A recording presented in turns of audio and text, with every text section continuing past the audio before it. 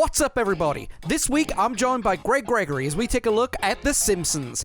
That and a whole lot more is to come, because maybe I'm still looking for a man to hug and kiss. Welcome to the show.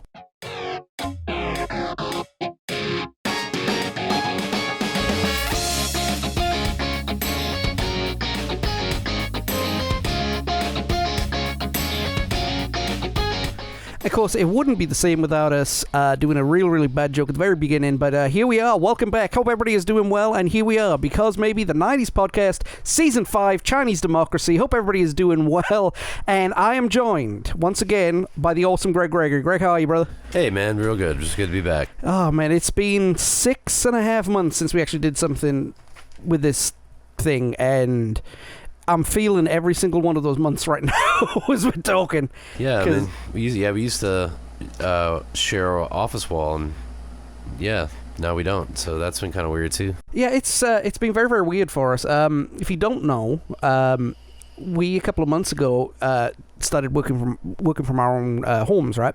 And part of that was real fun, but the other part is trying to get everybody together to take care of some of this stuff. And plus, you know, I'll be completely honest, I might have had a little bit of an easier time these last couple of months if I had people around me. But you know what?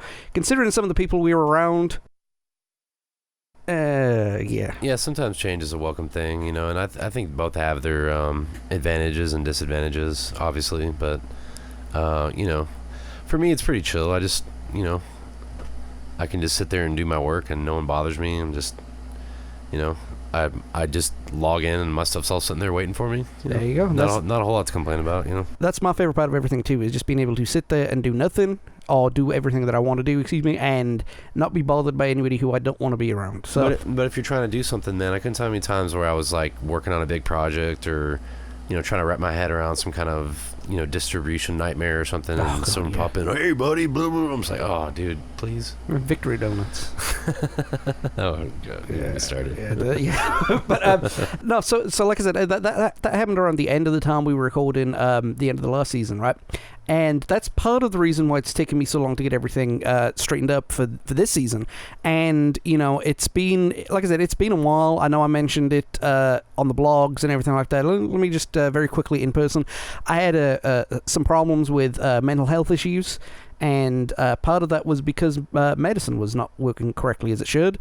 And, you know, it just took me a while to get out of it. And I had a smaller support system than what I was used to, I guess you could say. And, you know, it caused me to not want to do this at all.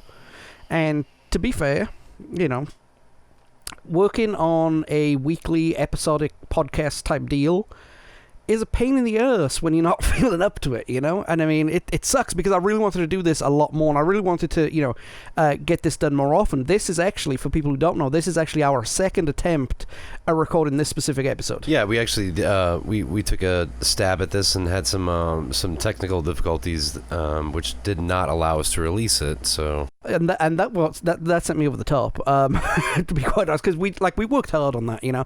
But what happened was, my idiotic self decided to use a bad cable. And I know that doesn't sound like much, but when you have a bad cable and half of the conversation goes... Yeah. I mean, it's like the audio engineer code, man. I mean, we're both professional audio engineers, so I mean, if you get something bad, yeah, you either fix it or you recut it. Exactly. So we chose to take a little break and you know, worked out some of those kinks, and here we are. And also, I'd like to tack on to what you're saying about you know, the pod and how it's not super fun when you're not feeling it. A lot of people might not realize exactly how much work goes into this, because I'm sitting here looking at this like stacks of paper, and it's all bullet pointed and highlighted and sectioned off and stuff. I mean, really, you know, a lot of work going into that. So yeah, much props there. It's easy to understand how that would not be fun to put that much task into something that's supposed to be a labor of love when you're, you know. Yeah, so... Well, one of the things is a lot of the podcasts I listen to are current, if that makes sense. You know, sports podcasts. Yeah, you know, I mean, you don't have to put much research into what happened last week with a certain football team. Well, you probably write it down all week. Yeah, and you're literally just commenting on It's like, oh yeah, I can't believe that he went in there and he did that. It's like, oh, I know. But this, I mean, you're literally like trying to. I'm digging up stuff from 30 years ago, and we're trying to keep it informative, but entertaining and opinionated, but it's a delicate dance. I guess you'd say. Not just that too, right? It's I don't want to shortchange folks. I wanted to make this show a show that I would listen to if I wasn't doing it. And totally. To do that, you got to have you got to put some quality into it. And all right, fair enough. This might not be the greatest ever, whatever, right? But I work hard and I do my best. It's true. Well, it's true to heart, and I think that was one of the biggest things that when you were in kind of beta mode for the podcast, like you knew you wanted to do a podcast, but you weren't really sure exactly like how or what. You were still kind of in the beginning stages. Yeah. And I just told you, because you mentioned that you weren't fond of researching and right. Putting in lots of hours for that sort of thing, which were going to be necessary. And I just told you, man, look, you just got to stay true to the heart, and you got to find something that you're passionate about, something that you want to talk about, something you know about. And that's that. And, for as someone who's right around the same age as you, I totally understand the connection to 90s culture and music, movies, just pretty much anything doing with it. And so it's not a small task, because a lot of that stuff wasn't, all the stuff that's happened in the past 15 years is all on the internet, and you can go watch Chocolate Rain anytime you want. I can't bring up some of the awesome shows that I saw when I was a teenager, because no one was there videotaping them. No. So it's up to us to kind of like take what we know and our opinions and our experiences and sort of just kind of like frame it up, And not only that, I mean, the pair of us, right? I mean, we both go about it different ways, obviously, but it's not not for show, Yeah, and you're from England, and I'm from America, so we got two really unique perspectives. I mean, so that's kind of cool too, because see things from both sides of the world. Yeah, totally. And because you've introduced me into bands that like I probably wouldn't have listened to before, Beady Eye and Manic Street Preachers and stuff like that, and so I really dig a lot of that. So I never really listened to too much of it, so that's cool for me, And that was some of the stuff you introduced me to as well. I mean, I know this sounds weird, but working with you guys and doing some of the stuff, the first set that you guys gave me, I looked at it and I was like, I don't know half of these songs. And when I listened to them the first time, I knew that I knew them, but I didn't know they were called whatever. Yeah. But it's and the reason we're talking about this is because this is the important part of why I decided to work to try and bring everybody back, try and bring the band back together as it was. I said it before and I'll say it again, right? The 90s was the last decade, right, of significant change so far. With all due respect to the new millennium and 2010 so far, the 2010 so far going into 2020, nothing new has been done, Well, we have Snapchat now. Yeah, I know that, but you didn't have the internet in 1990. In 1999, you were getting the internet on telephones. Yeah, I'd say, I don't know. And maybe it's just because I'm knocking on 40's door, but I personally feel like entertainment's gotten a little bit stale in the past decade. But, that's just me. Like I said, we're a couple of geezers, right? I'm not a spring chicken anymore. And, there's a lot of times where I want to listen to like some Chicago or some some Bob Marley, like just some relaxing, chilling music. I was all up in 80s REM today. Oh, nice. I mean, so it's like, yeah. I mean, the last couple of nights. I mean, people our age, right? They usually, even parents, they have this full, vibrant life and everything like that. I was sitting at home folding laundry, watching Jeopardy. It's and I've been playing Farm Simulator, for crying out loud. It's just like, it's a fun game. Yeah, I've been tearing up Skyrim as usual. I did a PA install last week. Yes. Been touring a little bit. Now, we got to play in Ranger Stadium. I don't know if we told you about that. No, go ahead. That was pretty awesome. Sweet. I mean, not like, okay, I guess you could say technically in the stadium, like we were in the stadium, like not in the. Okay, I got you. Like we weren't set up in the middle of the freaking in the field, in the baseball diamond or something. But like, they have this at Ranger Stadium. They have this sort of like concourse. It's almost like a mall type of thing. Yeah. And they have a bunch of food places and bars and stuff like that. Nice. So it was really cool. There's the stage. Okay, they had us set up like you go in through this tunnel and set up behind this LED wall. That was that picture. Okay. Yeah. And then so we set up and we did sound check through the stage wall, and the sound engineer is like 150 feet away, and he's, with the help of an assistant, is sitting there checking all our levels because he knows exactly what level everything needs to be at. Nice. And then he listens to it. Anyway, so we sound check. We went and ate at Guy Fieri's restaurant, which was pretty cool. You went to Flavor Town. Yeah, man. Hey, he needs to bulk up his taco sizes. That's all I gotta say. But anyway, long story short, they announced us and they just pulled up the stage, and then we hadn't really looked at everything, but we were like the background behind the bar. Like I could have reached over and grabbed a liquor bottle at any time, any beer bottle I wanted to, or I wouldn't have, obviously. No. But it was just kind of cool. And so when everybody started leaving the game, we started playing at 10:30. It was right after the game ended. As everyone was leaving the stadium, they had to walk by us. So the ones who were like, oh, what's this? Let me 35,000 people in that stadium that day, and most, if not all, had to walk by us playing. So that was pretty cool. That's sweet, man. It was kind of nerve-wracking, but it was really fun. We had a really good time. That LED wall was just so crazy, though. It was just, they pulled it up. Well, hopefully Third doesn't get ideas. Well, you know what? That's already in the works. We got a little tower that we're talking about getting for each side for just like graphics. But anyway, that's that's secret, classified information. I'll bleep it all out. Don't worry about it. Oh no, it's not that big a deal. Now, I would ask you to let us know what you guys have got coming up, but there's going to be a slight problem with it, and I'll explain to it right now. Going back real quick to what we're talking about. You're hearing the rambling right now because we're going to be doing this, and then we're going to be doing there's going to be 6 episodes coming out over a 6-week period, right? Here's the problem. Because of hectic schedules, my own issues and everything like that, I'm feeling better, but I'm not 1,000%, you know what I mean?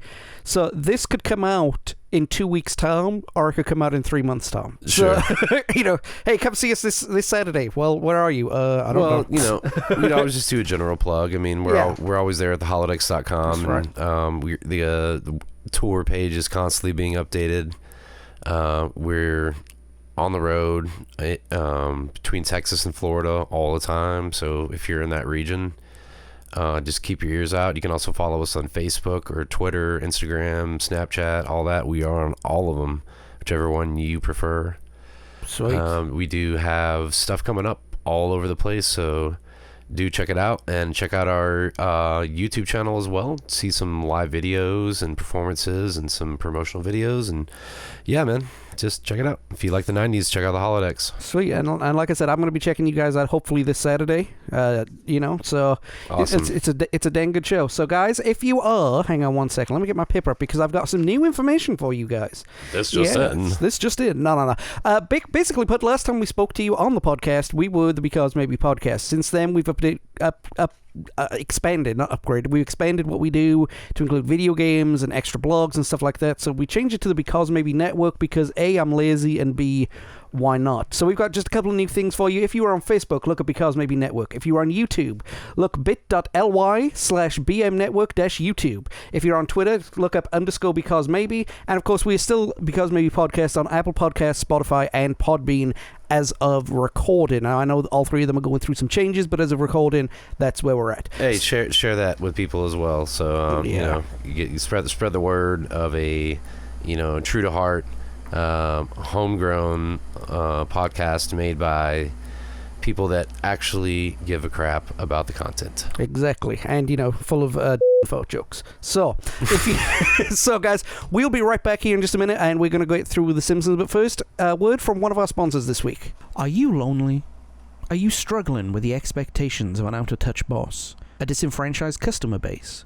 Does the idea of going to work leave you in a cold sweat with an anxiety attack not far around the corner? Does the boss's insistence that he has good shit for you to do grind your ever-loving nerves? Does the fallout of you walking away potentially affect not only you, but your new wife, who also works with you? Then why not try Maine Meats?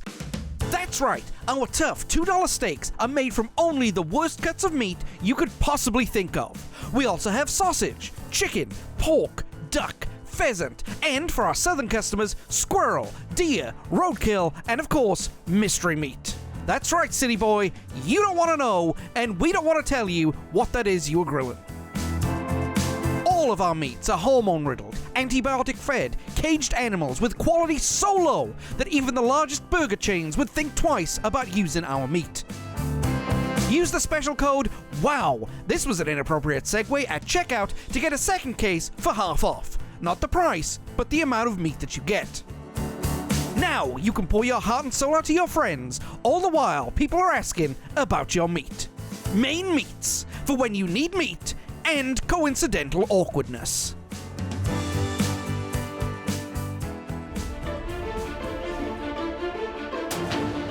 Cultural impact. Yes, we are the Simpsons. Okay, now if you're wondering what we're laughing at, just listen to the very, very, very, very end after the closing music, and you'll see what it is. So this week, we're going to be talking half of what I know about the Simpsons, okay, and the other half we're going to talk about in 2 weeks' time. And I've actually got, from my original attempts at recording, I do actually have I have something else as well going in there to do with the Simpsons, but we'll touch on that too while we're here, because why not? So let's talk about the Simpsons. One of the greatest TV shows of all time. Cartoons, yeah, I wouldn't call it one of the greatest TV shows of all time. But definitely one of the greatest animated shows of all time. I guess you could argue it's one of the best TV shows. It was definitely groundbreaking. It created a kind of like an openness for a family type cartoon, because cartoons were more like Saturday morning. Yeah, it was more like Tom and Jerry, like the slapstick, kind of. There was no like prime time cartoon type of thing, So, I mean, yeah, I guess you could say it probably, just for longevity solely, probably top 10. And not just that as well. I mean, looking at it through eyes of today, I mean, it's one of the most mediocre shows in the world, because the last 10 years, the quality has just gone down the toilet.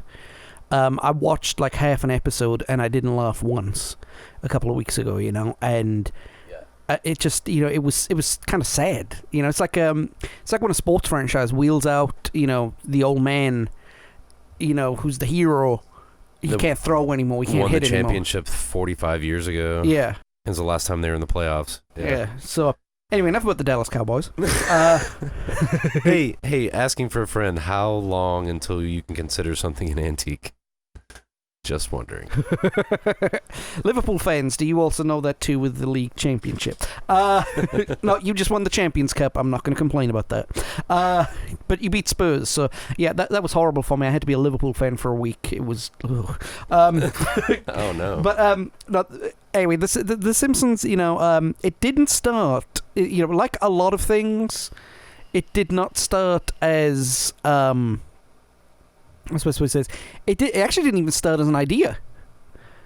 The Simpsons that we got was a throwaway thing, and it went on to become one of the greatest TV shows in the history of TV, and definitely one of the greatest animated shows in the history of TV. Swept up off the cutting room floor, essentially. Kind of. We'll go into it here in just a second, okay? But how did the Simpsons begin? Right, you got to go all the way back to 1979, okay? So we're not even going to the 80s for this one. We're back to the 70s. There was not a Seattle, but a Oregonian-based cartoon artist called Matt Groening. Okay, he moved to LA to for more work, right? Essentially, and he started drawing this comic strip called Life in Hell. And obviously I didn't read it at its original inception, but with the internet coming around, and I read some of those strips, and they were absolutely hilarious. And now, yeah, and you can definitely see the pre-Simpsons style. Yeah, and you can definitely look at that now and say, yeah, that's the guy that did the Simpsons. And not only that too, not just the drawings, but definitely the humor in it as well. Sure, yeah, sure, but nonetheless, that cat is totally drawn like Scratchy or Itchy. Which one is Itchy and which one is Scratchy? I can never remember. I think because isn't it the same damn thing? Let me. Let me Google this while we're talking about it. But I mean, it was basically a in terms of the not the content, but in terms of the style and the humor, it was definitely a proto Simpsons, right? Yeah, no, totally. I mean, just all artists kind of have this sort of distinct style, and if you look at the Life in Hell comics and then compare it to anything, especially early on, perhaps still now, even though the characters have developed and evolved over the years, as technology's gotten better and as the budgets have increased, et cetera, et cetera. So, yeah, I mean, it was definitely different. It was unique, and it was bound that someone was going to try to do something with that. And I think that him getting together with James L. Brooks was perfect. I mean, oh yeah, that was a really, really good alignment, and they still have a really, really good relationship apparently, because they're still doing it. Yeah, Fox not Fox News, but Fox TV station was a new concept in the 80s. It was trying to become America's Channel 4. And from the UK, I remember Channel 5 coming on board, which was considered a joke at the time, and in fact it still is. But they came on, and James L. Brooks saw this show, and he agreed to he wanted to get Matt Groening involved with one of his other finds, which was Tracy Ullman. Tracy Ullman is a British comedian, dancer, singer, writer, actress. Funny woman. She's a Renaissance woman. Yes, she's an old-timey entertainer. She speaks multiple languages, I believe. Also, like she's quite the lady. Now, the style of show that she put on was like new to American audiences, but in Britain, we'd seen shows like that for years and years and years, where you'd have comedy pieces, singing pieces, animation pieces and stuff like that. And one of the things was going to be shorts of Life in Hell. And so James L. Brooks pulls up Groening into his office and wants to bring about a cartoon of Life in Hell. Maybe animated shorts, no more than 3 minutes apiece, at the end of every commercial break for a Tracy Ullman show, right? But Matt Groening doesn't want to do Life in Hell. He kind of has this crisis of ownership. Like within 20 minutes before, you're going into a meeting with one of the biggest TV executives in the country, and you've got 20 minutes to come up with a new idea to give to him, and that's where The Simpsons came from. It took 20 minutes for him to sketch out 5 people, name them all after his family. Yeah. And I was about to say, he and from what I can gather, he modeled it a lot after his own family, which a lot of modern, primetime cartoonists are doing. South Park's another good example of that. Oh, yeah. I want to meet the real-life Randy Marsh, though. Yeah. Well, you can see his dad in the movie Campbell the Musical. His dad plays the judge, and he does look exactly like Randy Marsh. Exactly. Now, just a quick interlude, we have found out we have some breaking news here on the Because Maybe podcast, and Itchy is the mouse, Scratchy is the cat. That's what I thought, and that would make sense because the cat has claws. Yeah, maybe I can use that to remember it. I don't know. It's weird. It's weird. Basically put, it's Tom and Jerry on, I don't know, PCP. Yeah. Dang right. So, Groening sketches out the family, right? And ironically, right, and this is one of the funniest parts of it. He named all the characters after his family, with the exception of Bart. He wasn't going to call the character Matt, but he thought that would be too meta, I guess. Too derivative. Yeah, so he changed it to Bart, which is an anagram of Brett, right? Oh, okay. And so which is accurate. Yeah, as it was going on, right, he expanded the family to bring in Grandpa, right? And they asked him what was his grandfather's name, and he refused to give them his grandfather's name. He didn't want the character of Grandpa Simpson to be named after Grandpa. So they called him Abraham. They called him Abe, and Abe apparently was Matt Groening's grandfather's name. So they're just like, think of an old guy name. Abraham. Works for me. And that's where they got the Homer thing from. Don't. Right then and there. Apparently, that's that the word D''OH has never been written in a Simpsons script. Really? Yes, it's called annoyed grunt. Really? Yeah. In fact, there's an episode called EIEI annoyed grunt. So, EIEI-do. So the Simpsons started, right? It went on to Tracy Ullman, and as I mentioned, the Tracy Ullman Show was a variety show that was critically acclaimed, but I think more people saw Tupac get shot than watched the Tracy Ullman Show. I remember it. I don't think it was kind of on late. I think it was on HBO. Like it was a very specific kind of market. I think that might have been kind of a problem if it had been on Fox or something. Yeah. Or, something else. It was on too late to appeal to the audience that it wanted to be on, right? And so the Simpsons would be on like segment 2 commercial break, right? Or segment 3 just after commercial break. Right. And these shorts got so popular that by the end of the run, like by season 4, they were getting their own 15-minute segment at the end of the show. Okay. Everybody wanted to see The Simpsons. Everybody wanted to see what was going on. So in 1989, the Fox executives decided to create a 30-minute length episode of The Simpsons and a 12-part season of it. And the first episode of The Simpsons was actually a Christmas special. And that episode was broadcast in 1989. Now, wow. could it disqualify? Well, it's only literally 7 days. Oh, okay. Well, I mean, you could also argue the bulk of the catalog and the golden age was definitely in the early 90s to mid 90s. Oh yeah. Season 1, episode 1 was officially released January 14th, 1990. So it counts, damn it. Yeah. We've bumped into that before too, like with some stuff with the holodecks, like, oh man, you're playing, Blink-182, and that song came out in 2000, blah blah blah. Okay, yeah, but it was written in 1999 and it was recorded in 1999. And the album that it was on came out in 1999. It just came out in January. The single didn't get released till later, so there's. It's close enough to the cusp that it's not that big of a deal. It's like, we're not going to play something if it's just barely 2000, no big deal. But if it's 2013, then that's yeah.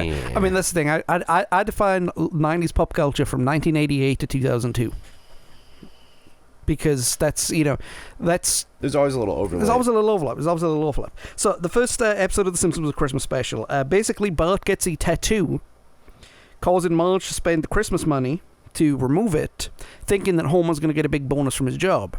Homer doesn't get the bonus from his job and thinks that Marge's big jar of money is going to get Christmas out of the way. When he finds out that they spent all the money on Bart, he decides to become a Santa, and on the advice of alcoholic friend Barney Gumble, decides to bet his Santa earnings at the track on a dog called Santa's Little Helper. And wouldn't you know, Santa's Little Helper lost. And this is one of the hallmarks of The Simpsons, right? Violence, for a start. Slapstick violence, but violence, right? They have a dude with a bat chasing this greyhound like 25 minutes into the first episode of The Simpsons. Legitimately wanting to hurt it. It's like, okay, marker laid very, very much down that there were no sacred cows in the show. And I think they did that really, really well, Yeah. I mean, okay, South Park did No Sacred Cows with humor and not necessarily ironic stuff, but like, okay, Big Gay Al in the Scouts. They kicked him out because they thought he was going to do something with the children, and then they had an actual pedophile come in. Yeah, Professor Slippy Fist or something like that. But they played it along with humor and how everyone was stupid, whereas this first episode of The Simpsons, there is a man literally chasing a dog with a baseball bat threatening to kill it. So... Yeah, well, we all know that the Simpsons definitely have a more wholesome take than South Park did. The Simpsons were definitely, I don't know, maybe in the beginning, but towards when they started picking up steam, they were aiming for the most heterogeneous audience as possible. So they wanted, maybe I've missaid that. They wanted everyone to watch this show, so they made it so that kids and adults, everyone could relate to it. Exactly. They wanted everyone to watch it. And South Park, they were like, if they have a disclaimer in the beginning, don't watch our show. Yeah. Just don't watch it. Stop. Don't turn it off. Oh, you're watching it. We're not all responsible. Yeah, and I think that's the difference between The Simpsons and a lot of things that came after it, which we'll talk about next week, or the week after, whenever it comes out. The Simpsons kind of went at things with a subtle wink and a nod, and hey, now, this is what's happening. If you think this is funny, we need to take care of it. A little subtlety. Yeah. Whereas a lot of the other shows came at it with a axe. Yeah. And beat it into you that this was a thing. And I use South Park as an example. King of the Hill was the same thing. Even Beavis and Butthead, I think you could get away with a lot more in an animated thing than you could in a non-animated thing, right? What's one of the Simpsons' biggest running gags to this day? Homer choking the shit out of Bart. Yeah, I was about to say, yeah. Why, you little? Domestic violence, everybody. That's right. Welcome. See? Oh my word! But no, I mean, Bart did get strangled a lot by his dad, right? But that's because in that early season, especially, they positioned Bart as the star of that show, and yeah, I think halfway through the first season, they realized that it was a very, very narrow field. Yeah, they were going to run out of content really, really quick. Because you're right. Because in I'd say the first, I don't know, handful of episodes, they were all very Bart-centric. Yeah. And then I think it was the first Halloween special. That's when you really saw, like, everyone else. Even time. And then even, there was a couple of segments within a segment. So they had one where it was like Marge was the lead and Homer and blah, blah, blah. And they realized then, even further on, that if they made it about the whole town, which is kind of what they're doing now, they'd have even more. And they added all these characters and all these layers. So it was smart to develop it like that. The best shows focus around two plots. The first plot has to do with a family member, and the second plot has to do with a family member and a townsfolk. I mean, they have always been the best shows. Like, Principal Skinner joins the army. Frank Grimes. Those episodes where it's driven by a character outside of the family, but because of the family, the hijinks happen. They did try and move it to Homer in the first season and much of the second season, but again, it was the same. The well would run dry quickly, and in my opinion, they changed the character of Homer too quickly. Those first two seasons of Homer, right? He lacked common sense, right? But he was a kind-hearted man. He wasn't super intelligent, but he wasn't super stupid either. He's kind of bumbling. Yeah, he was the traditional stereotypical dad that you went for in that time period. But he was still kind-hearted for the most part. Like he was aloof and a bit absent-minded, but he wasn't malicious. Like he wasn't, like he didn't do anything that I can think of like that showed he didn't care, that he was neglectful or anything. He just kind of just made some bad choices here and there. The only fun-loving guy. The only thing I can think of, that he did in the first few seasons that might have considered, the first two seasons that might have been considered selfish, was, he was dancing with a stripper at his friend's bachelor party, and he got caught on camera. Yeah. Like one of the earlier episodes, he pawns their most prized possession to get the family help because he feels like the family is not being as good as it can be. And they end up in Dr. Marvin Monroe's electroshock therapy room, but that was his idea. He wanted a better life for him and his family. And as the season moved on, his IQ dropped below that of a room temperature glass of water. Yeah. And, he became a bumbling idiot with no morals, selfish, and very little intelligence. I think when Homer became so dumb that, his hijinks were unbelievable even for a cartoon show that established the sense of realism, that's when in my opinion, that it was over. Wait, well, hang on. What do you mean realism? He fell down the Springfield Gorge trapped to a gurney. Yeah, I know, but that was comic effect. It wasn't his intelligence that got him into that situation. It was circumstance, right? But when he's, getting his head caught in a not a suspension bridge, in a one of those bridges that the road lifts up. I can't remember what they're called. Drawbridge. Drawbridge, yeah. Yeah. and cars are driving over it, and he's hanging by. That's not funny anymore, you know? That's too contrived. That's a mental health issue. Yeah. Yeah. And now his intelligence was caused by a crayon up his nose. I mean, I don't know. It just, you know. But I mean, so it shifted focus, right? It went from Bert and Homer, and then, like we mentioned, you know, it went from kind of doing dual plots, or at least having a plot between a family member and a townsfolk. One of my favorite ones was when Pooh got fired from the Quickie Mart and moved in with the Simpsons, and they went to India, you know, and that was a really, really good episode. It had some good singing, good jokes, which is the hallmark of a good Simpsons episode, excuse me. But was there anything that in those early episodes that you might have looked at and gone, yeah, this is gonna be the standard for animated shows for the next 20 years?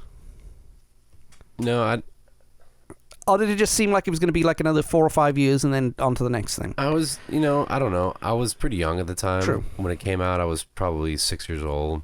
I didn't really watch it until there were a couple seasons in.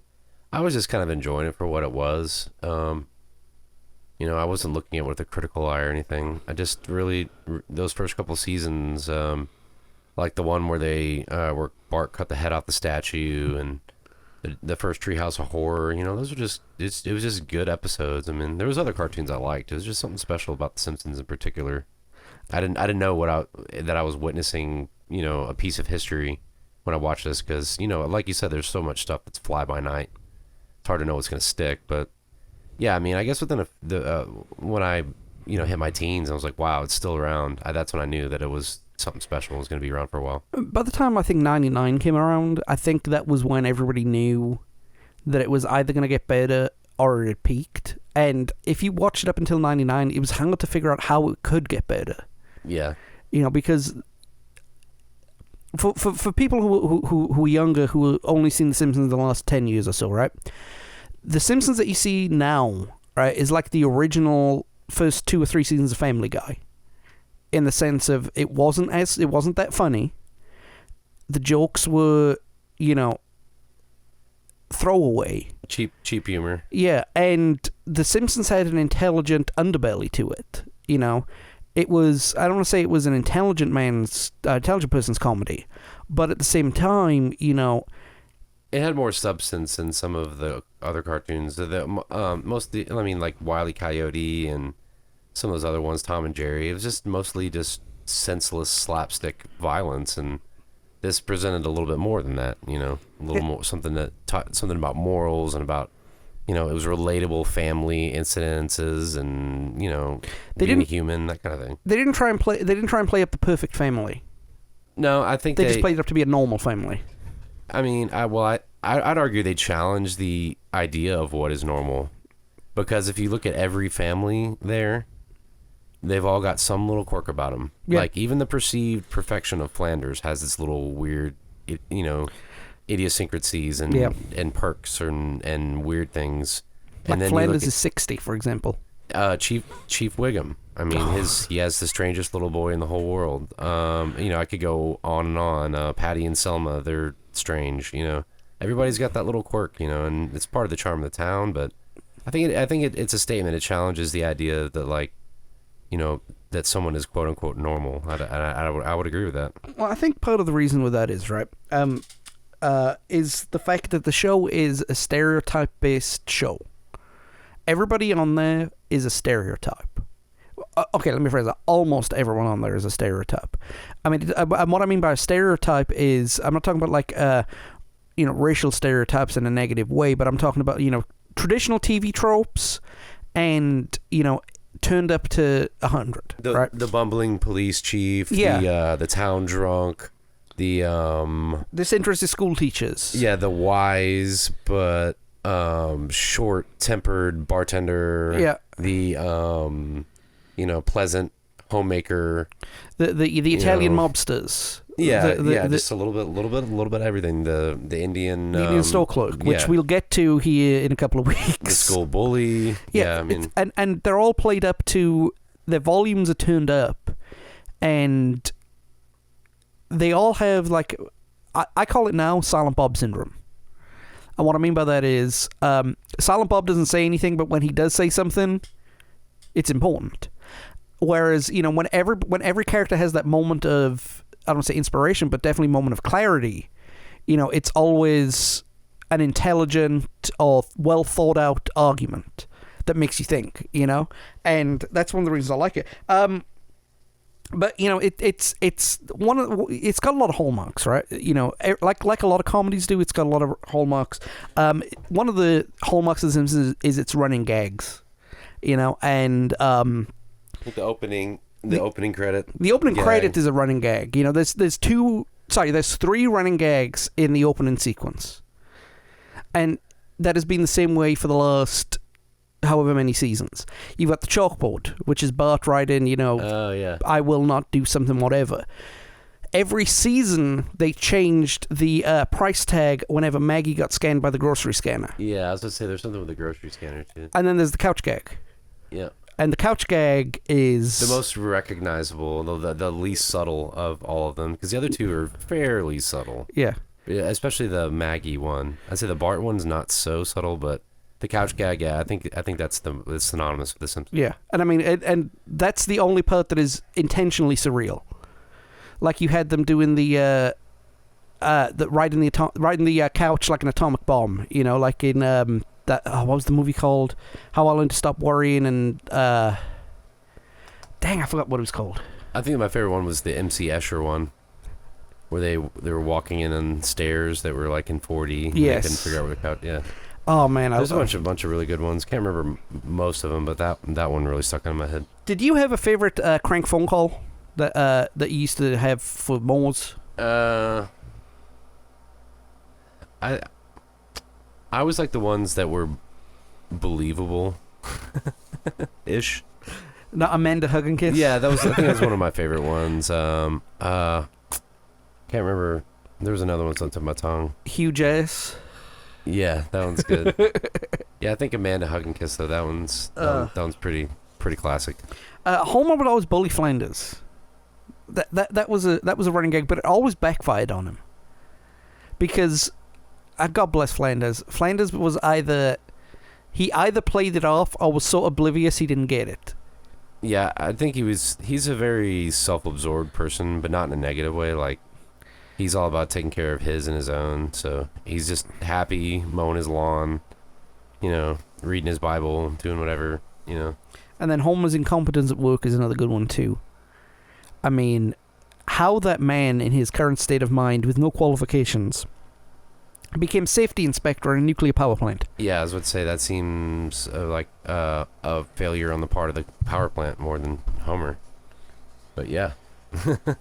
Well, you know, Mr. Burns is Mr. Burns. He probably has him there because he can pay him next to nothing. You know, as compared to someone that would be qualified. Perhaps, I don't know. Maybe. You know, so let's dive in right to who are the Simpsons, okay? Because I've got a list here of some of the most noteworthy characters, and this is, you know, yes, I wrote a lot of notes, but half of them are this list of characters. So we've got. I've split this up into different things, but categories basically on where they belong. Yeah. So let's start off with the family, right? We've spoken a lot about Homer and Bart. Now, for those of you who don't know, it's Homer J. Simpson and Bartholomew Jojo Simpson. I did not know that the J in Bartholomew J. Simpson stood for Jojo. And I also didn't know that Homer J. Simpson, I assumed that was an abbreviation. That's actually J-A-Y. Yeah, in fact, there was an episode where they explained that. Okay, I must have missed that one. Okay. Basically, Homer didn't know what his middle name was when he was going for a credit card or something like that, and he ended up in his mom's old hippie commune, where she painted a mural for him, and when he pulled back the bush that was obscuring the J, it was Homer J. Simpson, and when he pulled back a small bush, the name said J-A-Y. So he said, "From now on, I will not be known as Homer J. Simpson. I will be Homer J. Simpson." And yeah, so that actually had Tommy Chong and George Carlin in it as voices of two guys. So, oh man, I miss George Carlin so much. I would love to hear what he has to say right now. I would just love to listen to him for like 20 minutes. Probably the same as what he said before. But he wouldn't. He wouldn't care. So that's a good thing. Then you've got, okay, let's look at the female side of the family. You have Marjorie Jacqueline Bouvier Simpson. $10 for guessing who she's named after. Jackie O. Yep. She's the mother of the family. Would you say downtrodden wife? Yeah, in a way. I mean, Homer has proven to be somewhat, like I said before, he's a little aloof, so that does lead to him overextending himself financially, physically, and often leaving her to bear the brunt of that. It's like, sort of, yeah. She can tell anybody no except him, and it's not in an intentional abusive way.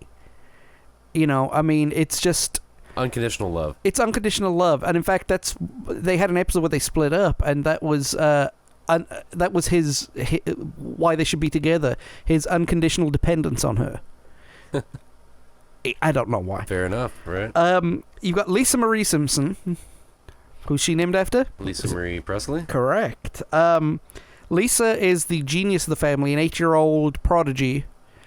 Musician, painter, scholar, all kind of stuff, yeah. I mean, just like the complete opposite of everybody in the family. Yeah, she's definitely the mailman's baby. Well, not just that, I mean... If the mailman went to Harvard, that is. Right. Well, remember, Homer's got a high IQ. It's just he's got a crayon stuck up his nose, you know? Yeah, it's putting... The dumbest thing that they ever... Oh, God. Again, it ruined the mystery, but, no, I think Lisa gets the... Lisa's not very well liked among a lot of people. They think of her as a busybody know-it-all. She's very matter-of-factly, so I could see that. Like, she's not one to go with the flow or just accept things as they are. She's always challenging things, very skeptical. Yes. So I could see that. She requires proof of everything and does not allow any form of faith in her argument. And I'm not talking about, religious faith or anything like that, but like, hey, I need to get a ride tomorrow and nobody can take me. Oh, don't worry about it. You'll get a ride. But how? Yeah. It's like, no, trust me. You'll get a ride. We'll get it sorted. But how are you going to get it sorted? No, trust us, Right. It's got to be spelled out for her. Margaret Simpson, who is named after Matt Groening's sister. Interesting fact about Maggie. Maggie is one of the also biggest running gags of the story, of the show, excuse me. She doesn't speak. Her characteristics are basically she'd walk 3 feet and fall over, which... Yep. And suck on her pacifier. The pacifier. But every time they show future instances of The Simpsons, the running gag is whenever Maggie goes to speak, they always cut her off or she can't talk or something like that. Just to keep her mute. Maggie is an expert marksman. Kind of like the gag in Home Improvement with Wilson. Yeah. Where you never see the bottom half of his face. Correct, yeah. Kind of like that, where they just kind of kept it up as long as they could. And, gotcha. And every time you went to see the other half of his face, the camera cut away for a reason or something like that. Right, it would always obscure it in some way. They did a lot of that in Austin Powers with genitalia. Yeah. And Miss Bellamint's in the Powerpuff Girls. I have a lot of daughters, so you know. Okay, I'm not familiar with that one. Yeah. Okay. Yeah, I was way out of the house by the time Powerpuff Girls were a thing. Oh, I remember I have a lot of daughters. So. Yes, you do. I'm not accusing you of being a Powerpuff fan. But no, actually, because you're a parent. I understand. Hey, you know what though? I am a Powerpuff Girl fan. It's absolutely hilarious. I've actually heard it's a pretty cool show. I just haven't sat down and watched it. But the character is called Miss Sarah Bellum. Oh, that's clever. Yeah. And you see her hair, and you see her from the neck down, but you never see her head. What was that show where... was it Peanuts, Charlie Brown? Yeah. Like you never heard the adults actually talk? No, because all you heard was wah, wah, wah, wah, wah, wah, wah. That's fairly accurate. That's all I am now. That's how my kids hear me and I hear other people. Right. But you've got then Abraham Jebediah let me start that again. Abraham Jebediah Simpson II, who was grandpa, who, as we mentioned, is named after Matt Groening's grandfather, unwittingly. That character right there is one of my favorites for all the wrong reasons. He sounds like a Jewish warrior. Yes. I mean, that's a very, very powerful name right there. Oh, yeah. Old-timey Bible... biblical era kind of thing. I'm sorry, but yeah, I've had enough Sunday school and religious upbringing that every time I hear the name Abraham, I just immediately think of a badass mofo. Daggone. Because Abraham was a badass. But, and in fact, this Abraham's a badass, too. He served in the Fighting Hellfish faction in World War II. Yeah, He was a sergeant and all that crap, but he became an incompetent old fool. And I think, ironically, right, I hate to say stuff like this, but The Simpsons is a very, very boomer show, right? And Abraham kind of was the man, so to speak, right? So you've got all these characters who represent the boomer generation, and then you've got Old Man Square, Abraham Simpson, always complaining, blah blah blah blah blah. And it's like it's all changed now, The very people who they were laughing at, they became, Right. You mentioned Patty and Selma. I love Patty and Selma. I think they're absolutely hilarious. The dry humor of the show, the sarcasm in the dry portion. They kind of have a running gag too with the cigarettes. Oh yeah. And the like they're always like confirming and like groaning in synchronicity and stuff. I think that's where Beavis and Butthead got their laughs from. One of the things I love about them is they always have one-liners against Homer. Oh yeah, they're very quick. But Homer, the thing is, Homer never gets his own back on them. He never has one-liners on them. No. I never noticed. I never caught one. Well, yeah, but you gotta understand something though. Homer is a big shameless baby. That's true. So I mean, it's kind of in vain, honestly. Nonetheless, it adds wonderful content to the show, and it's worth doing, regardless of the fact that it is ultimately in vain. But nonetheless, I like the episode where he owed them money, and he walked into the room when they were sitting there, and one of them goes, is it me, or did it just get fatter in here? And it's just like, oh, damn. I don't know why that one made me laugh. Because they're not, they're bigger than Homer, Right. Let's go to Springfield Elementary School. Let's start with the adults first. Bart's long-suffering teacher, Mrs. Krabappel. Oh, God bless her. The original bike of The Simpsons, she was very, very promiscuous in those early seasons. Yeah, Skinner and... the dude from Red Hot Chili Peppers. Really? Yeah, the drummer. Oh, yeah. Chad Smith? No, sorry, it was the drummer from Aerosmith, excuse me. Oh, yeah. I don't know his name. I don't think... Tom something? Or... I don't even think Steven Tyler knows his name. He doesn't know his own name at this point. Jeez. I know who I am. I'm Joe Perry. He didn't recognize his own music, man. He heard a song and told his bandmates that they should cover it, and they were like, "That's us, dude." He's like, "What?" I'm like, "That's our song. You wrote that song." Cocaine is a hell of a drug. Whatever he was on, yeah. Avoid drugs, kids. Miss Hoover is Lisa's long-suffering teacher. Okay. Who her and Ralphie, I think, have the greatest relationship in The Simpsons. Yeah, they're back and forth. I think Otto and Lisa is really good too. Yep. Also, Homer and Apu is always classic.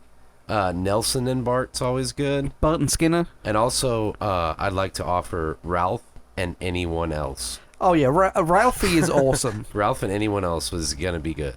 I think okay, back in the early 90s, right?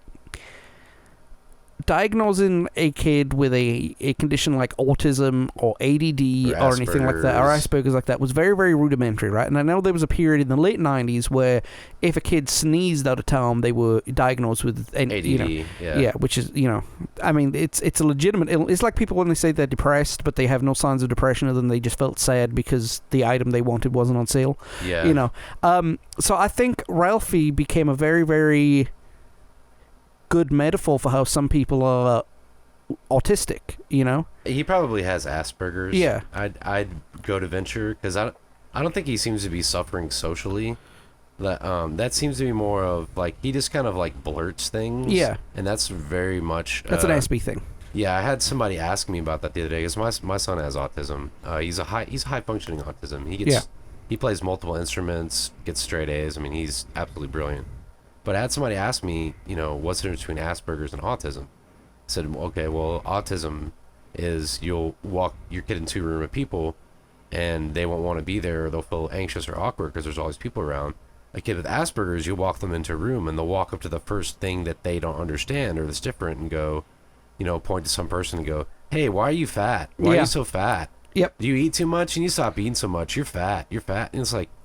and they're not doing it rudely because it's matter of fact. It doesn't make sense to them. They don't have like both of them's a social construct thing, but with that it's just they just blurt stuff. And I think Ralph, circling back to that, I think he comically has kind of like a version of that. Yeah, I guess you could argue.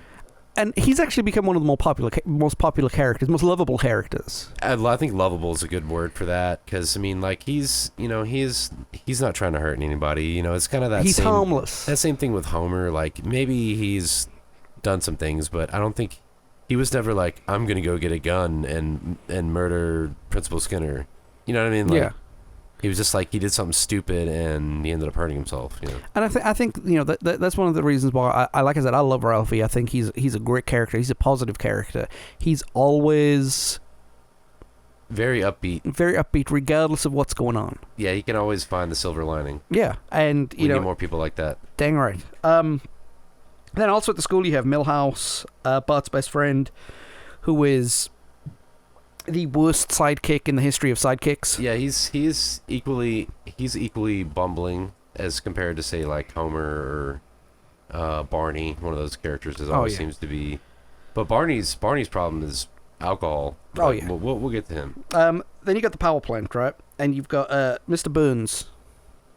Excellent. It's called for Mr. Burns.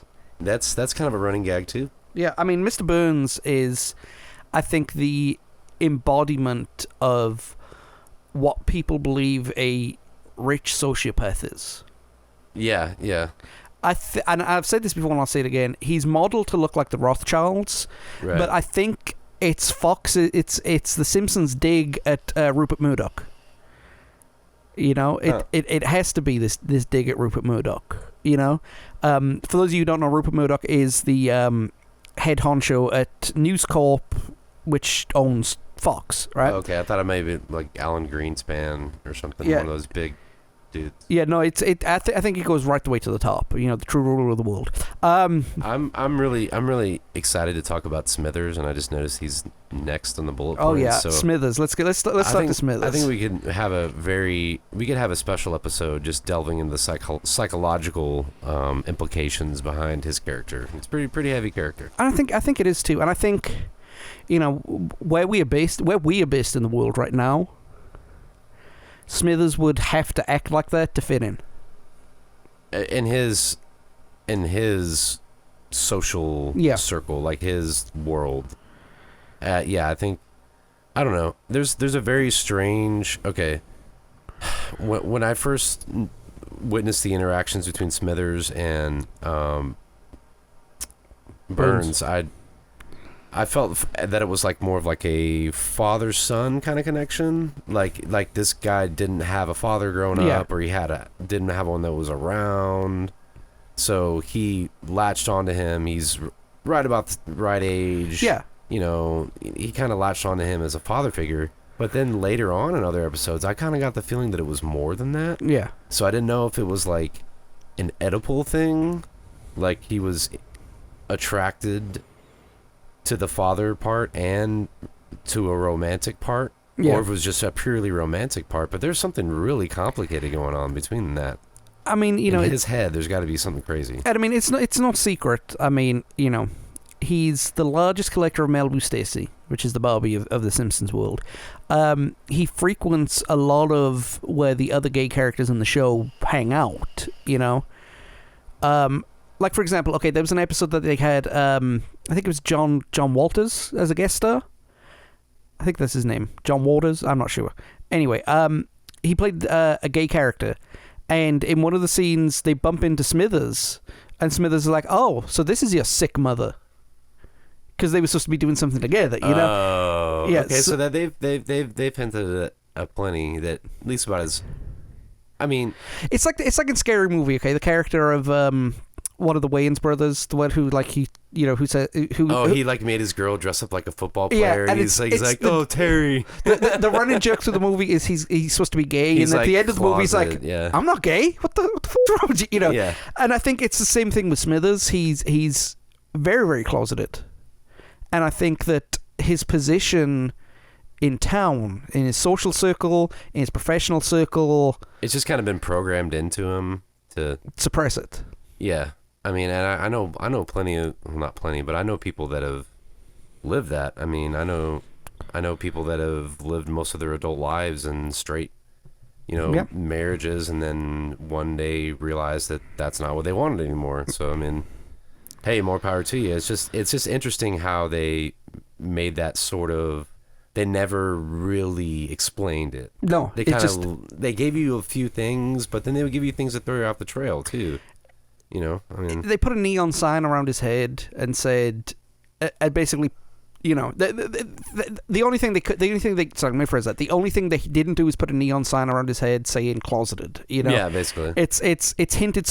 But the great thing about it is that Smithers, his sexuality was accepted in the fandom very, very quickly. It wasn't like a contentious issue. It was okay, and okay, and I think because of that leads him to lead the life that he does, that he's got this unrequited love for somebody who will never give it back to him, but he has to be around all the time. Wait, so he still, in essence, gets a great gift by getting to be around them and spend time with them. And he doesn't seem wholly depressed. No, I mean, maybe it works for him. Maybe he's happy. Yeah. And as I mentioned with that other character, it's not as if he's not dumb to that effect that it's never going to happen. So he does lead his life, albeit closeted, which is not a good thing. But he's still living it to his fullest for the most part. I mean, he's still like, I don't know.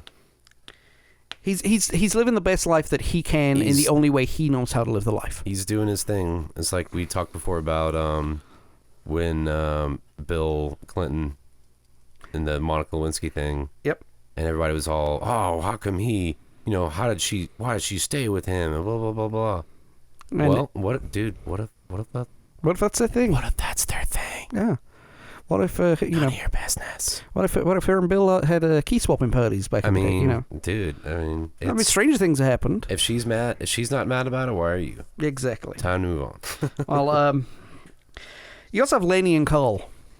They provide some very good B and C roll commentary, a little supporting humor, and they tend to kind of check Homer on his crap a little bit too, which I find refreshing. And not just that, they again, it's another unrequited love thing, because Lenny is desperately in love with Cole. Oh yeah. But not in his is even more blatant, I guess. Okay. But at the same time, they also have a hate relationship as well.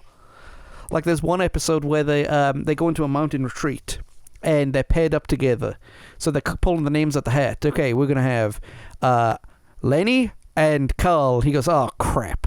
I mean, oh, crap. It's just like, okay, fair enough. But like, then in another episode, he carved Mount Carmel. It's like, okay, So I think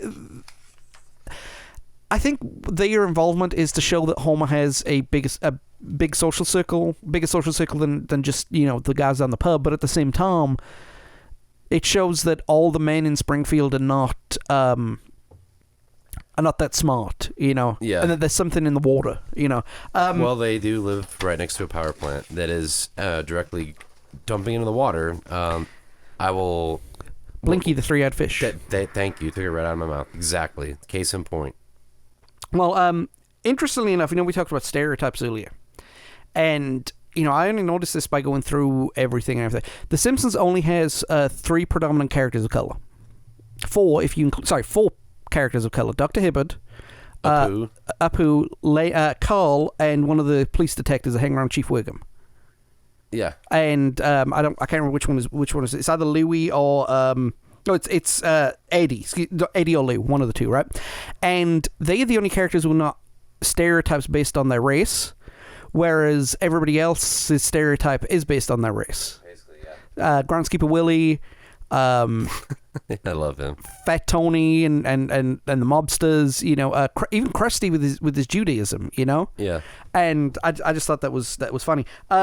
You've got one of my favorite characters right here, Diamond Joe Quimby,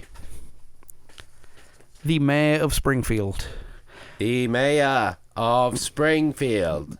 The most blatant Kennedy ripoff. I was going to say, that's Kennedy all the... Oh, yeah. And it's not just his philandering, his corruption.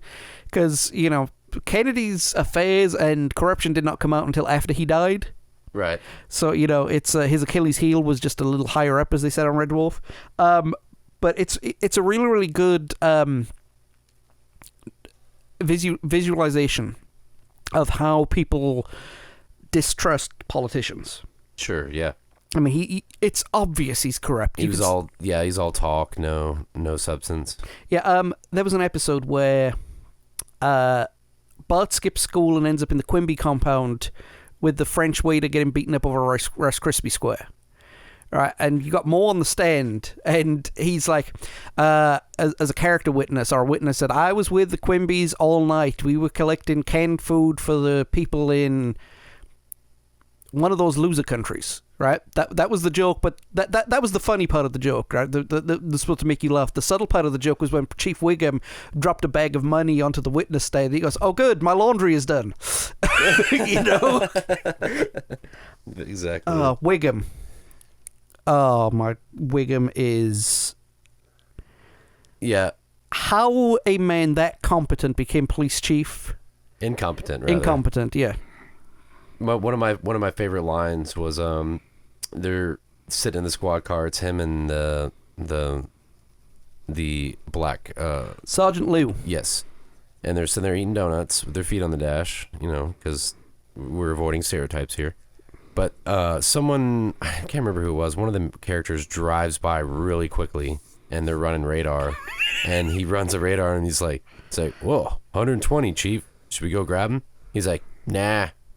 Anyone who's driving that fast doesn't have time to be pulled over." My favorite one. Burns is on the run from the FBI, right? And he drives out in like a 1920s Model H or something, right? And so the call comes across the radio: "Be on the lookout for Charles Montgomery Burns, driving a 1925 maroon Ford Model H." And as that comes on, Burns drives past Wiggum in the car. Wiggum looks at it and goes, "No, that was more burgundy." Did they say black? Because that's more matte black. Yeah, but it's like, he's got so many. Bart falls down a well. The well is like 45 inches in diameter, and none of the police can go down there. And he goes, "Look at you, man. You're all out of shape, disgusting pigs. Why don't you go down there, Chief? Because I'm too important." Fat Tony is another character who I love. And I think that one of the reasons I think he's great is because he's not there all the time. He only shows up like maybe once or twice a season. So it kind of, keeps the character as fresh as possible. Yeah, they don't just throw him in there to throw him in there. Like, he always has a purpose, which I think is good.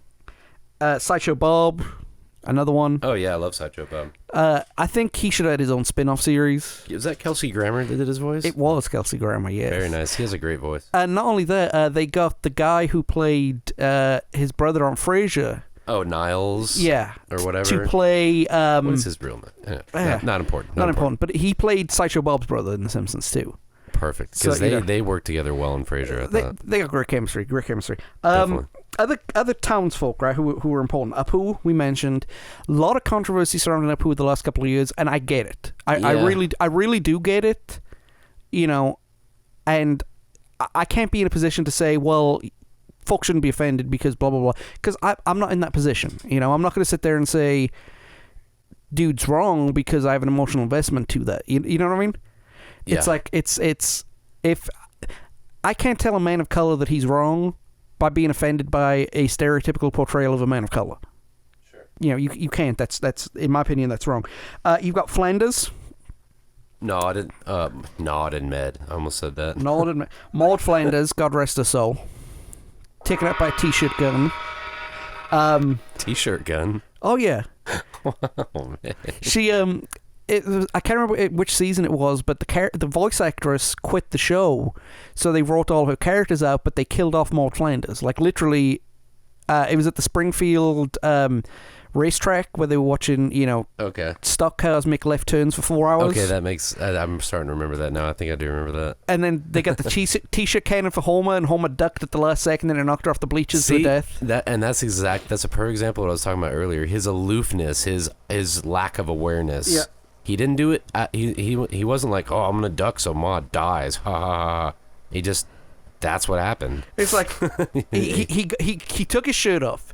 He drew a ketchup target on his chest, right? And then he said, shoot it at me, shoot them all at me. And then he looks down at the last second and goes, oh, a penny. And he bends over to pick up the penny, See? right? He's like, yeah. His lack of awareness and his general aloofness led to that. Rod and Todd Flanders, the Flanders children. Yeah, they're like the most neutered, boring kids of all time. Imaginary Christmas. That's one thing I remember from them. They were happy with it. They had a twinge of Ralph Wiggum-ism in them. Yes, in some ways. they did. I think they had a twinge of Asperger's. In fact, I think Flanders might have a twinge of autism or Asperger's. Definitely. Just because it is a spectrum. I think it's a lot of people don't understand. It's like it's not like some disease where it's like you have, like, if you have AIDS, like, you have it. Yeah, there's no, It's like on or off switch. But with autism, it's like a fader knob on a mixing console. Like, there's varying degrees of it. And I think they're definitely, all three of them, imaginary Christmas. Oh, man, yes. The Flanders all around. The Flanders all around are just hilarious. Just the most unlucky family in Springfield because tornado ripped through the town, or hurricane ripped through the town, and they were the only people who got displaced. Oh, wow. Yeah. So talking of religious nut jobs in The Simpsons, you have the Lovejoys, Reverend Lovejoy, and his wife Helen, Reverend Lovejoy, who were played in The Garden of Eden by Iron Butterfly. And that was so funny. That was hilarious. I remember that. Wait, this is rock and or roll. We got both kinds, country and western. He falls into that realm of he's a man of God, but he's not a man of God. He's a charlatan. He's a charlatan. He's a wolf in sheep's clothing. He puts on a good front, but yeah, I think we all, if you watch enough Simpsons, you definitely know that that's the truth. He's not anything. It's his job, not his calling. Exactly. Yeah. And his wife, will somebody please think of the children? Right. Yeah. Oh, good. We've mentioned Krusty. Jasper. That's not ringing a bell to me. Dude with the beard. That's a peddling. Okay. Oh. Hey, I tell you, man, you can just go out there. Yeah, that guy. Oh, he's The dude walks into the freezer, steps out, picks up something off the shelf, goes, "Moon pie, what a time to be alive." Exactly. Just that perfect little short, little dry, staring out the window. That's a peddling. That's the paddling guy. Yeah. Gotcha. Oh yeah, he's been memed. Oh yeah, he's one of the only ones that's been truly memed out of all these. If you really think about it, which is weird. It's only Homer, Grandpa, and Jasper. I can't even. The Homer disappearing into the bushes. Yeah. And what? Grandpa walking into the burlesque house, putting his hat down, looking up, turning right back around, picking his head up, and walking out. Yeah. I saw that one for when I start watching a YouTube video and it shows me an ad. Yeah. Kemp Brockman, the local news guy. Kemp Brockman. Yeah. So I, for one, welcome our new alien overlords. He's so bad. He reminds me of Perd Hapley from Parks and Recreation. It's like he's introduced. He's like the announcer for a show, and he's like, and now introduce Johnny Karate is me, Perd Hapley. Like you put all the emphasis on the wrong guy. That's totally Kent Brockman right there. Troy McClure and Lionel Hutz. I'm going to talk about these two together real quick because Phil Hartman was a force of nature. One of the original golden era Saturday Night Yes, Live. I was going to say the exact same thing. Yeah. The father of one of the characters in one of the greatest skits Saturday Night Live ever did with Chris Farley. Oh, the van down by the river. Yeah. Yeah, I watched that again, and man, Chris Farley's genius is unrivaled. He was just unbelievable. I think Adam Sandler's recent appearance on Saturday Night Live, where he did a tribute to him, caused the spike in searches for Chris Farley's genius. That's good. That's a good thing. Yeah, I mean he was hilarious, but Phil Hartman, Legend. Really good voice actor too. Good voice actor, was able to play the smarmy, sarcastic character so well because he had the voice. He had that brash kind of cockiness in his attitude that Troy McClure kind of had to have, and the incompetence behind it that Lionel Hutz had to have. Yeah, absolutely. It's a shame how he's no longer with us. Was that the alien? No, I'm thinking of... Never mind. You're thinking of King of Kodos. Yeah, I'm thinking of Futurama. Yeah, no, sadly, Phil Hartman was taken from us by murder-suicide. Was he? Yes. I did not know about that. Yes, and unfortunately... That's terrible. And unfortunately... Well, okay, fortunately for his legacy, but unfortunately for his life, he was the murder, not the suicide. So, his wife or... His ex-wife or ex-girlfriend, something like that, broke into their house and killed the pair of them. And it was a horrible tragedy, and but that's terrible, man. I'll always remember Phil Hartman in the movie Quick Change, I think it's called, with Bill Murray and crazy Randy Quaid and Gina Davis. They rob a bank dressed as a clown, and I thought that was the most hilarious thing ever. But yeah, I mean, you have to remind me of that so I can watch it. That sounds awesome. It's an acquired funny. Like, you have to be into the fact that it's silly, because it didn't do that good. Although it did have that 70s dad in there as a crime lord. Red Foreman? Yeah. The forehead? Yes. But only two other main characters show up in The Simpsons, and that's Kang and Kodos, and they usually show up in the traditional Treehouse of Horror episodes. For those who don't know, every year The Simpsons produces 3 8-minute shorts with no relevance to canon, which is just scary shit. Or attempt to be scary shit, anyway. It's usually the opener to the season, but like you have things like they did The Shining, a parody of The Shining, using groundskeeper Willie as the guy, to save everything. They're good about like appointing characters. Like if they're doing an adaptation of something, they're good about like appointing characters to those stories that fit. Yeah, their both sides. So it's pretty neat. Always a lot of thought into that, and I've actually heard that they work on the Treehouse of Horror all year. Really? Yeah, they that's something that they start working on early in the year, so that it's always special. It's always fresh. Yeah, they add, they do a lot of the grunt work ahead of time, so they can put in all the other stuff. And as guys who work in marketing, sound engineering, we know about doing seasonal stuff out of season. Yeah. I guarantee you in the next 2 weeks, one of us is going to be doing Christmas work.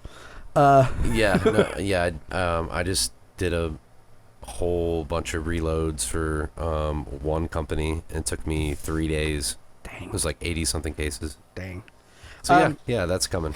So, Christmas and Thanksgiving are coming next. That's what I mean. Like, why don't you play Christmas music at your house? Because I've been listening to it since August. Yeah, I know, right? So before we wrap up this episode, as kind of a background of The Simpsons, right? The Simpsons is one of the most awarded shows in animated history, with over 120 major awards. That's crazy. 34 Annie Awards, which is the big animation awards, and 33 Emmy Awards, right? And they were also the first, and to this date, only animated show to win a Peabody Award, which is insane. I think you could argue right there, just because of those facts you presented, that it's one of the greatest shows of all time. Definitely. Animated or not, definitely. So, what does that mean? Well, that means that we've got a lot more to talk about, and we've unfortunately run out of time to talk about it. We've got a few more things to talk about for this episode, but we will be back in a couple of weeks where we talk about some of the more meat and potato stuff of The Simpsons, where we look at some of the more controversial episodes, some of the more controversial parts, how they started the decline, the peak, and so on and so forth. You guys don't want to miss it. But we will be back in just a few moments.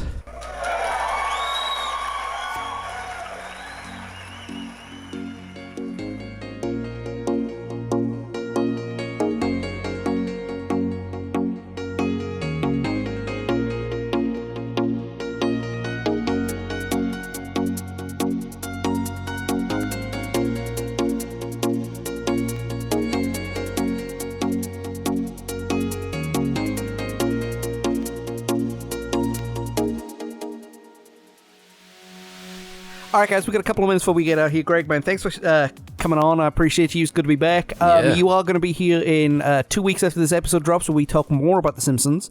And then you're going to be joining me about the beginning of one of the greatest video game franchises of all time. Tekken? Grand Theft Auto. Oh, yeah. That's the original one, where it was actually fun and not as uber complicated as it became. It was definitely different. It was a bird's eye view. It was not an open world. It was more guided. Well, it was open world. It wasn't quite as open, so to speak. But it was half open, so to speak. Yeah, you still. Because, I mean, in a lot of open world games, if you start on a quest that you're not supposed to do, it'll kind of set the quest up for you. Skyrim, for example, Meridia's Beacon. Yeah, if you find it before someone tells you to find it, it'll just cut out that first part of that and just push you through. Yeah. Whereas in that Grand Theft Auto, if you did something that was part of a quest and you didn't finish that quest, it'd jack you up a little bit. Yeah. Well, the first Grand Theft Auto was kind of a project. It was more or less thrown together for fun. Oh, yeah. But, they definitely worked out the kinks in the next preceding ones. And especially GTA London as well. Yeah. I love that one because the bird inside me was like, oh, it's, set in 1960s London. Yeah. So, so, like I said, Greg will be here in the next couple of weeks, back to back, and we do actually have a social media question for you, which I will announce the answer to next week's show, and that is, what is your favorite Simpsons episode? That's all you got to do. Go ahead and on social media and just drop. I'll put a question up there and pin post and whatever all that nonsense is, and you guys just tell me, hey, my favorite episode of The Simpsons was the one where Ross moves the couch up the stairs, or whatever it is, right? So next time that we're doing on here is actually going to be one of the other episodes we recorded towards the beginning of the year. I'm going to be joined by Luke Eldon. We're going to be talking about some of his favorite episodes of The Simpsons, and then the week after that, we're going to be talking back with Greg, and we're going to be talking about some of his favorite episodes and some of the more meat and potatoes of The Simpsons going forward. And that's right. And like Greg mentioned earlier, if you guys are on social media and everything, check out the holodecks, check out Facebook, Twitter, Tumblr, all that nonsense for us. And all of that will be in the description of the podcast, and all of us will be on our social media pages. It is fantastic to be back. And we will be back. So you guys take it easy, have a wonderful night, and we will see you next time. Peace.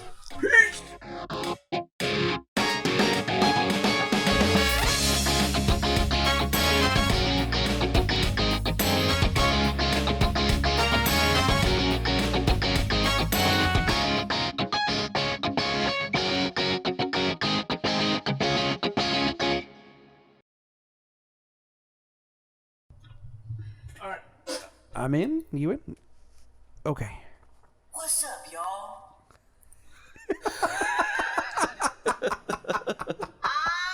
Yeah! I think I found my end piece. Oh my god. Yeah, I need that in my life. I really do.